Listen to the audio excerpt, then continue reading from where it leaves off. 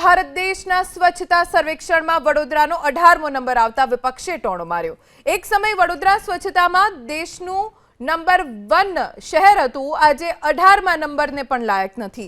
શહેરના રાજમાર્ગો પર કચરાના ઢગ અને ગંદકીનું સામ્રાજ્ય છે।